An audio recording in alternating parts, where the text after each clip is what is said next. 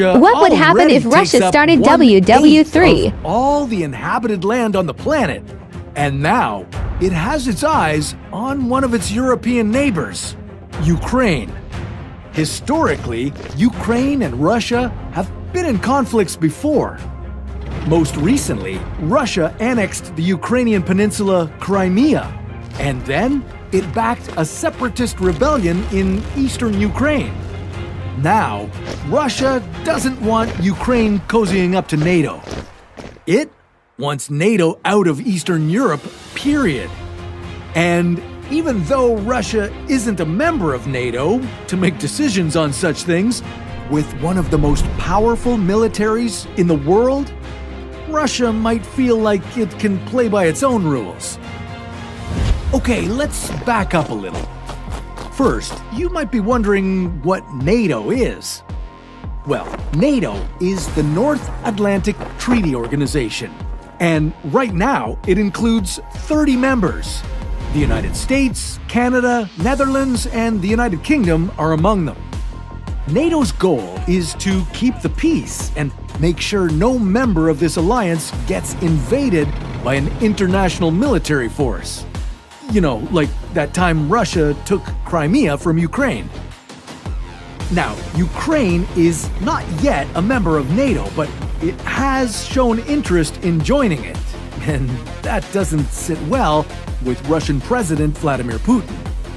Putin is already a little freaked out that NATO is training Ukrainian troops and some members are supplying its army with weapons. So he's decided to go about it with the good old method of persuasion. He's threatening to start a war. Now, with a defense budget of $42 billion, Russia puts a lot of love and money into its military.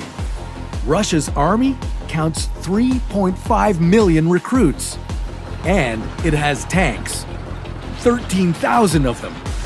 No other country in the world has this many.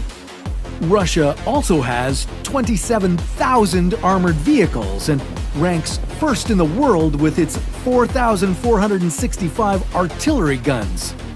And then there's also Russia's nukes to worry about. All 6,257 of them. These can be launched from aircraft, subs, or missiles. But if Russia decided to attack, chances are it wouldn't start on land. No, the first strike would likely come from the air. This could level electricity stations and bridges, obliterate rail lines, and cripple the economy of any country attacked. In addition to this, Russia's naval fleet is nearly unmatchable. Their nuclear-powered submarines alone, parked along a coastline, could pose enough of a threat to anyone thinking about taking them on. Depending who the targeted country is, of course. If Russia attacked Ukraine, NATO would likely respond with heavy economic sanctions. But Russia has allies of its own. It's a member of the Collective Security Treaty Organization, or CSTO. This is a group of 6 former Soviet states in a NATO-like alliance. It also has Cuba in its corner.